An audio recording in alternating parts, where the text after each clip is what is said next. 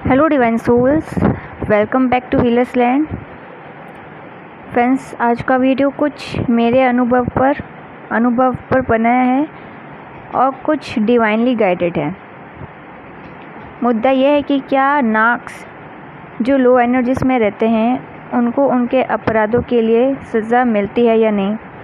कि मतलब सज़ा तो जो कर्म होता है, चाहे अच्छे कर्म हो चाहे बुरा कर्म हो, उसका जो बदले में फल मिलता है, जो कर्म मिलता है, वो तो सबको ही फेस करना पड़ता है। नाक्स होंगे उनको भी मिलता ही है कर्म, पर क्या वो कर्म वो फील कर पाते हैं कि नहीं कर पाते हैं। जो अपराध वो करते हैं तो जो दंड उनको मिलता है वो क्या उनको महसूस होता है कि नहीं होता है।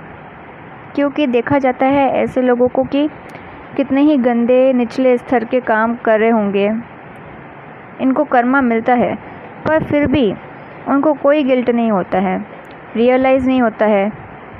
एक पश्चाताप का जो भाव उठता है उनमें वो भाव दिखता ही नहीं है। असल में कर्मा वो फेस करते हैं, पर बहुत ज़्यादा अहंकार और अज्ञान के कारण कि वो इस एनर्जी लेवल पे होते हैं कि बहुत ज़्यादा अहम का भाव उनमें होता है। ईगो मतलब बहुत ज़्यादा होता है उनमें, और अज्ञान होता है। अज्ञान का मतलब आध्यात्मिक ज्ञान उनमें बिल्कुल नहीं होता है नाक्स में, तभी तो वो ऐसी अवस्था में होते हैं ना, वो एक नाक्स की कैटेगरी में आ रहे हैं। तो अज्ञान के कारण वो उस कर्मा को महसूस नहीं कर पाते। कई सारे किस्से मुझे याद आ रहे हैं ये वीडियो रिकॉर्ड करते हुए कि देवताओं को कि भी श्राप मिले थे, उन्होंने वो श्राप भोगे थे, उनके वो श्राप फलित भी हुए। जैसे कि भगवान श्री कृष्ण हैं, उनको गांधारी का श्राप मिलता है। सुदामा ने श्री कृष्ण और राधा को वियोग का श्राप दिया था, और राजा दशरथ को भी पुत्र वियोग का श्राप मिला। तो मतलब ऐसे लोगों को भी उनका कर्मा मिला जिनको अध्यात्म का, धर्म का पूरा ज्ञान था, वो अपने कर्म से बच नहीं पाए। यानी वो जो भी उनकी गलतियाँ रही होंगी अनजाने में की गई होंगी, क्योंकि जिनको धर्म का ज्ञान होता है वो जानबूझकर कोई गलतियाँ नहीं करते हैं, बस नियति में जो होता है। ऐसे लोगों का मानना है कि नियति में अगर जैसा भी फल मिला है तो उनको वो भोगना ही है। तो ऐसे लोगों को भी दंड मिला, मतलब इनका फल मिला था, कर्म फल मिला था जो ये भोग कर गए थे। तो ऐसे नाक्स जिनको धर्म का कोई ज्ञान नहीं, ना उनको कोई मतलब है ये आध्यात्म की बातों से, धर्म की बातों से, क्या उनको कोई कर्मा नहीं मिला होगा।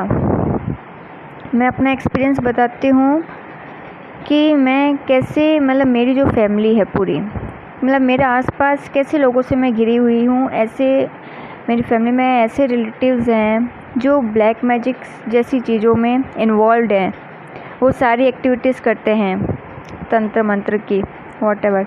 तो पूरा ही मतलब निचले स्तर के होते हैं ना, जो लो वाइब्रेशन एनर्जीज में होते हैं, जो पहले या दूसरे डायमेंशंस की जो होती है, जैसे कि जो प्रेत योनि में होते हैं कहा जाता है, पहले और दूसरे डायमेंशंस की, या ऐसी सोल्स होती ही मतलब पाताल लोक की होती हैं, जिनके जो कर्मा है ब्लैक मैजिक जो होता है वो ऐसा कर्म है जो पूरा डैमनिक एनर्जी से भरा हुआ है। डीमंस करते हैं वो काम। तो ऐसे लोगों से घिरे होते हुए भी, या कह दूँ कि मेरे जो पेरेंट्स हैं, एक्चुअली मैं अपने कार्मिक पेरेंट्स के साथ डील कर रही हूँ। तो आसपास जितने भी लोग हैं सब लो एनर्जीज पर ही हैं, और इतने लोगों के बीच में रहते हुए भी ये एक गॉड ग्रेस है, भगवान की कृपा है जो मेरी अवेकनिंग हो गई। पर मैंने देखा है उन लोगों को जिन्होंने भी ये सब किया है, डिमनिक एक्टिविटीज़ जो भी की हैं, काम किए हैं, कर्म किए हैं, उनको उनका बहुत बुरा कर्मा मिला है, उनको सज़ा मिली है, पर फिर भी वो सुधरने का नाम नहीं ले रहे हैं। वो उनको महसूस ही नहीं हो रहा है, उनमें पश्चाताप का कोई भाव नहीं, कोई गिल्ट नहीं, ना कोई शर्म, कुछ भी नहीं, ना उनमें ये एक अंदर से कॉलिंग आ रही, ना कोई ये इंट्यूशन उनकी आत्मा जैसे अंदर से रोकती है ना। कोई पर्सन कोई बुरा काम करता है तो आत्मा अंदर से रोकती है कि ये नहीं करना है, तो वो उस आत्मा की आवाज़ को भी नहीं सुन पा रहे हैं। मतलब लो एनर्जीज उन पे इतनी हावी हो रखी है कि डर, जो एक बुरा कर्म करने का जो डर होता है ना, वो डर उनमें बिल्कुल ख़त्म हो चुका है। मतलब इतना फेस, इतना बुरा कर्म मिलने के बाद, दंड मिलने के बाद, इतना भोगने के बाद भी अगेन वो उन्हीं सब ब्लैक मैजिक जैसी एक्टिविटीज़ में इन्वॉल्व है, तंत्र मंत्र की जो होती है चीज़ें। तो ये मेरा एक्सपीरियंस है, मैंने अपने आसपास ऐसे लोगों को देखा है। या और भी मतलब मेरा जो वर्किंग प्लेस रही थी पहले, वहाँ पे भी ऐसे लोग थे जो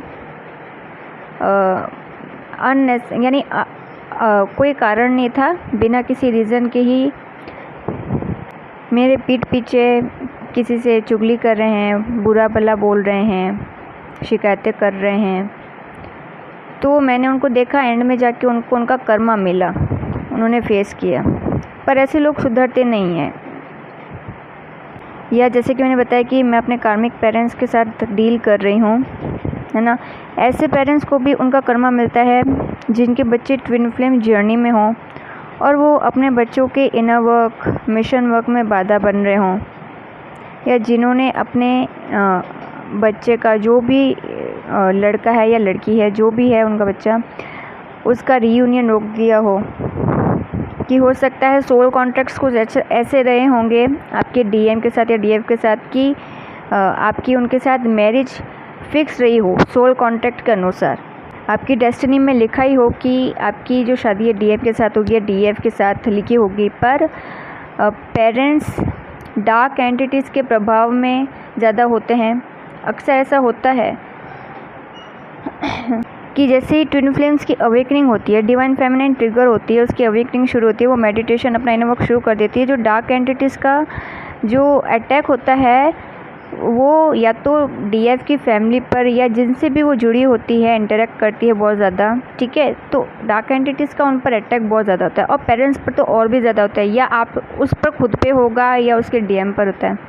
तो पेरेंट्स पर डार्क एंटिटीज़ का प्रभाव ज़्यादा रहता है, तो वो शादी नहीं हो पाती है, रुक जाती है, या बच्चे को पेरेंट्स बच्चे को इंसल्ट करते हैं उसकी जर्नी के लिए, ताकि डिवाइन फेमिनाइन्स हैं उसके लिए वो जर्नी को कंप्लीट करना और टफ हो जाए और भारी पड़ जाए। तो ऐसा ही कुछ कार्मिक पेरेंट्स करते हैं ट्विन फ्लेम के साथ। तो यहाँ मैं खुद अपने पेरेंट्स को देख रही थी कि कितना बुरा कर्मा उनको मिल रहा हो। मैं भी ऐसी ही सिचुएशन के साथ मैंने डील की थी, जब मेरे पेरेंट्स की वजह से ही मैं अपने डीएम के साथ, या रिलेटिव्स भी, पेरेंट्स और रिलेटिव्स की वजह से अपने डीएम के साथ सेपरेट हो गई थी। तो मैंने फिर जैसे ही मैं बाद में बैलेंस्ड हुई, तो मैंने देखा जो भी बीच में रेजिस्टेंस क्रिएट कर रहे थे, उनको हेल्थ इश्यूज़ हो रहे हैं। किसी को हेल्थ इश्यूज़ हो रहे हैं, बीमार हो रहे हैं बहुत ज़्यादा, कोई डिप्रेशन में आ रहा है बहुत ज़्यादा, कोई हॉस्पिटल में एडमिट हो रहा है, और किसी को फाइनेंशियल लॉस हो रहे हैं। मेरे फादर भी काफ़ी लंबे समय से फाइनेंशियल लॉस से ही निकले हैं, अभी भी हैं। मतलब उनके साथ ऐसी सिचुएशन बन जाती है कि अंदर से पूरी तरह से टूट जाते हैं ये लोग। तो इन सबको एक ट्विन फ्लेम को सेपरेट करने के कारण इनको दंड मिला, पर इनको थोड़ी ना पता है कि इनका बच्चा एक ट्विन फ्लेम एक डिवाइन जर्नी में है, कि वो अपना एक मिशन वर्क लेके आए, उसका एक कुछ मकसद है यहाँ पे अर्थ पे आने का। या इनके जो बच्चे हैं, जो ट्विन फ्लेम्स होते हैं, वो एडवांस सोल्स होती हैं, वो आते ही हायर डायमेंशन से हैं, जो अपनी आगे की जो आध्यात्मिक यात्रा होती है उस यात्रा को पूरा करने के लिए आते हैं और उन्नति करने के लिए आते हैं। तो ऐसे लोग भी जो अनजाने में ही ट्विन फ्लेम्स को अलग कर देते हैं, बहुत सफ़र करते हैं। ऐसे लोग अपनी इनर सफरिंग से उभर नहीं पाते हैं। और पहले भी एक वीडियो में बता चुकी हूँ कि इनकी अवेकनिंग नहीं होती है। जो नाक्स होते हैं उनकी अवेकनिंग नहीं होती है, मौत ही इनका आखिरी विकल्प होता है इनके उद्धार के लिए। पर कुछ नाक्स ऐसे भी होते हैं, मतलब जिनका कर्मा उन पर हावी होता रहता है, जिनकी कहते हैं ना जो डार्क साइड होती है वो सरफेस पे जब आती है जो सारे सप्रेस नेगेटिव इमोशंस होते हैं वो अगर उनके सरफेस पे आते हैं, पूरा dark night of the soul अगर उनकी उस जर्नी में, इस जन्म में आ भी जाता है, तो इनको अंदर से फील तो होता है कि चलो ये 3D डायमेंशन जो है, जो मेटल वर्ल्ड है, वो इनके लिए अच्छा नहीं है, ये उस 3D वर्ल्ड से थोड़ा दूर भी हो जाएंगे। पर क्या इनकी हिम्मत नहीं हो पाती है, इनकी नेगेटिविटी इतनी हावी होती है कि अपनी इंट्यूशन की सुन नहीं पाते। इनकी इंट्यूशन इनको गाइड भी करेगी, थोड़ा आध्यात्म में जाओ तो आप हील हो जाओगे, तो ये अपनी इंट्यूशन की सुनेंगे नहीं। ये कहते हैं ना कि 4D डायमेंशन होता है एक, जब हमारी अवेकनिंग होती है, जब हम ट्रिगर होते हैं, जब अब अंदर से हाई कॉलिंग आती है कि आध्यात्म में आपको कदम रखने हैं, तो ये सुन नहीं पाते। ये 3D से तो अलग हो जाते हैं पर 4D में भी नहीं आ पाते हैं। तो ये क्या 3D और 4D के बीच में जो झूला होता है ना, वो झूला झूल रहे होते हैं बस। और जो इनका सबसे बड़ा कर्मा तो इनके ये नार्सिसिस्टिक ट्रेट्स ही होते हैं। ये जन्मों जन्मों तक घिरे रहते हैं इन्हीं लोअर एनर्जीज से। लोग सोचते हैं कि नरक मरने के बाद मिलता है, पर नरक इसी तरह के जीवन को कहते हैं। मुझे साईं बाबा की एक मूवी याद, मैं बचपन में देखती थी बहुत सारी मूवीज़ देखी है साईं बाबा की। उसी में से एक मैंने सीन देखा था साईं बाबा का, जिसमें ना कुछ जो कहते हैं अपर कास्ट के जो लोग होते हैं, ठीक है ना, तो वो उनको बहुत, कुछ लोग ऐसे थे जो उनसे घृणा करते थे, क्योंकि बाबा का जो बेस था वो फ़कीर का बेस में रहते थे। तो जो कुछ लोग होते थे उनसे नफ़रत करते थे, उनके पीठ पीछे, उनको सामने ही बहुत गाली गलौज करते थे, बुरा भला बोलते थे। तो मूवी में कुछ इसी तरह का सीन आता है। तो जो उनके भक्त होते हैं, तो बाबा उनको बोलते हैं कि इनको तुम कुछ भी मत बोलो, इनको तुम बिल्कुल भी मत डांटो, बल्कि इनको दुआएं दो, इनको प्यार की सबसे ज़्यादा ज़रूरत है। और जैसे कि बीके शिवानी है, अगर आपने उनके वीडियो सुने होंगे तो बीके शिवानी भी यही गाइडेंस देती हैं अपने सेशंस में कि जो लोअर एनर्जी से घिरे हुए लोग हैं, जो नाक्स हैं, इनसे नफ़रत मत करो। आप इनकी अवस्था देखो, इनकी हालत देखो, इनको दुआओं की सबसे ज़्यादा ज़रूरत होती है। इनको पता ही नहीं होता है कि अनकंडीशनल लव क्या होता है। इन्होंने कभी जो कहते हैं ना हाई वाइब्रेशन एनर्जीज क्या होती है, कैसा फील होता है उसमें, ब्लिस कैसी होती है, जो परम शांति की अवस्था होती है वो कैसी होती है। तो अगर हम इनको जितना ज़्यादा नकारात्मक बोलेंगे, हम इनके लिए नेगेटिव ही बोलेंगे, है ना, हम भी इनसे वही नफ़रत करेंगे, ये नफ़रत दे रहे हैं हम भी इनको नफ़रत देंगे, तो ये अपनी वो उस उच्च अवस्था में ये नहीं पहुंच पाएंगे। तो इनको दुआएं दो ताकि इनकी भी अवेकनिंग हो, ये भी खुद को हील कर पाएँ, ये भी स्पिरिचुअली एडवांस्ड सोल बने। जीवात्मा अपने इन्हीं कर्मों के फलों के कारण जन्म मृत्यु के चक्र में बंधी है। और ये बात उन्हीं को समझ आएगी जो एडवांस सोल होंगी, जो आध्यात्मिक रूप से ऊंचे स्तर की आत्मा जो होती हैं, जिन्होंने लास्ट बर्थ में भी बहुत ज़्यादा इनर वर्क किया होता है, मेडिटेशन किया होता है, उन्हीं को इनकी वैल्यू समझ में आती है। वही ये कर्म के बंधन वगैरह कैसे होते हैं, ये जन्म मृत्यु क्या होता है, वही इन सब बातों में दिलचस्पी लेंगे और खुद को इवॉल्व करने की कोशिश करेंगे। जो उच्च स्तर की आत्मा होती हैं उनके लिए मानव जन्म एक श्राप जैसा भी होता है और एक वरदान भी हो सकता है। श्राप तब होगा कि व्यक्ति पूरे जन्म मुक्ति मोक्ष पाने के बारे में सोचे तक ना, बस जो मायावी संसार है उसी को सच मान के बैठता है। और वरदान उसके लिए साबित होता है जो भले संसार के सारे दूसरे काम तो करे, पर उसे ये बात पता होगी कि जीवन का लक्ष्य सिर्फ मोक्ष पाना ही है।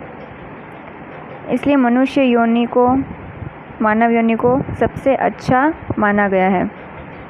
मनुष्य योनि से ही व्यक्ति ऊंचा और निचला स्तर दोनों प्राप्त करता है। एक वीडियो में लोअर और हायर डायमेंशंस पर भी बनाऊंगी ताकि आपको डिफरेंस पता चल सके कि निचला और ऊंचे स्तर में फ़र्क क्या है। जहाँ तक बात होती है कि कर्मों का फल इस जन्म या कई जन्मों तक भोगना पड़ता है, तो यहाँ बता दूँ कि अच्छा कर्म अपने आप में एक फल ही है। मतलब जो जीवात्मा डिवाइन से, भगवान से जितना जुड़ी है, उसके नसीब में अच्छे कर्म फल के रूप में ही उससे मिलते हैं। यानी वो जो जिस अवस्था में अच्छा कर्म कर रही है, वो अवस्था ही उसके लिए फल है। क्योंकि अच्छा कर्म तभी करते हैं जब मन अच्छा हो। तो अच्छा जो मन है व्यक्ति का, वही फल है उसके लिए। और जो बुरे कर्म करते हैं, तो वो बुरे कर्म ही एक तरीके से फल रूप में मिलते हैं व्यक्ति को। और जो बुरा मन होता है, वही उस जीवात्मा के लिए फल है, वही अवस्था उसके लिए फल होती है। एक दंड की तरह होता है, एक सज़ा होती है उसके लिए, जिसमें वो जन्मों जन्मों तक फंसता रहता है। और उसकी जो जन्म मृत्यु की ये जो चक्र है, जो कार्मिक अकाउंट है, उसके बढ़ते जाते हैं। बुरा व्यक्ति जब हिंसक होता है, जो भी अवगुण उसमें होते हैं, वो एक बुरी अवस्था, एक निचली अवस्था ही उसका दंड होती है, वही फल है उसके लिए। तो क्या ऐसी अवस्था किसी सज़ा से कम है? लोग दंड का अर्थ भी स्थूल रूप में ले लेते हैं।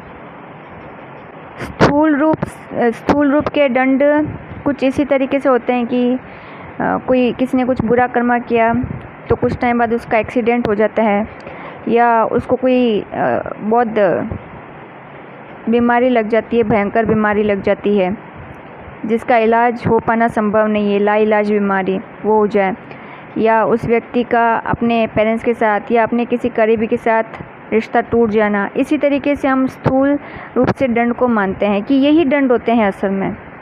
पर सूक्ष्म दंड जो उनको मिल रहा होता है, उसी वक्त मिल रहा होता है, वो लोगों को दिखता नहीं है। जो हिंसक अवस्था जो उनको निचले स्तर पर लेती हुई जाती है, नीचे लेती हुई जा रही है, वही व्यक्ति का सूक्ष्म दंड होता है। व्यक्ति का बुरा होना ही उसके लिए दंड है। तो जो व्यक्ति किसी का मतलब बुरा कर रहे हैं, ठीक है ना, अगर उनको ये लगता है कि उनको ये दंड 4 साल बाद, 10 साल बाद मिलेगा, या फिर अगले जन्म में मिलेगा, तो वो अपने इस भ्रम को तोड़ दें। दंड आपको उसी वक्त मिल गया जब आपने विचार किया किसी का बुरा करने का। आपकी जो अवस्था है, ठीक है ना, क्योंकि आप एक सोल जर्नी में हो, आप एक आत्मा की यात्रा में हो, एक लंबी यात्रा में होते हो। और जो जन्म आपको मिलते रहते हैं, उस हर जन्म का लक्ष्य एक ही होता है कि आपको इस बुरी और हिंसक अवस्था से बाहर आना है, मोक्ष प्राप्त करना है। सो फ्रेंड्स, आप भी अपनी सोल जर्नी में इन बातों का ध्यान ज़रूर रखिएगा। Goodbye, God bless you.